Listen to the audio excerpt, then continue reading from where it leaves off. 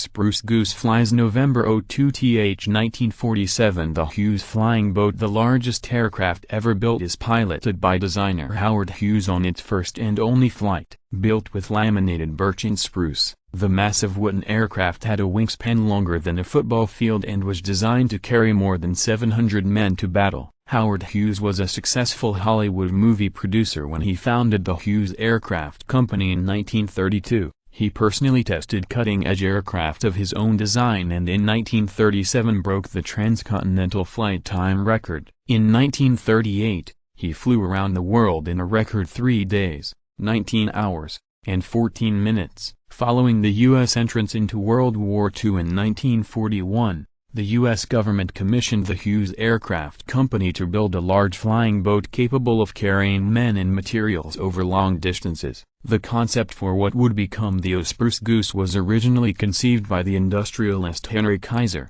but Kaiser dropped out of the project early, leaving Hughes and his small team to make the H-4 a reality. Because of wartime restrictions on steel, Hughes decided to build his aircraft out of wood laminated with plastic and covered with fabric. Although it was constructed mainly of birch, the use of spruce, along with its white-gray color, would later earn the aircraft the nickname Spruce Goose. It had a wingspan of 320 feet and was powered by 8 giant propeller engines. Development of the Spruce Goose cost a phenomenal $23 million and took so long that the war had ended by the time of its completion in 1946. The aircraft had many detractors, and Congress demanded that Hughes prove the plane airworthy. On November 2, 1947, Hughes obliged, taking the H-4 prototype out into Long Beach Harbor, California for an unannounced flight test. Thousands of onlookers had come to watch the aircraft taxi on the water and were surprised when Hughes lifted his wooden behemoth 70 feet above the water and flew for a mile before landing.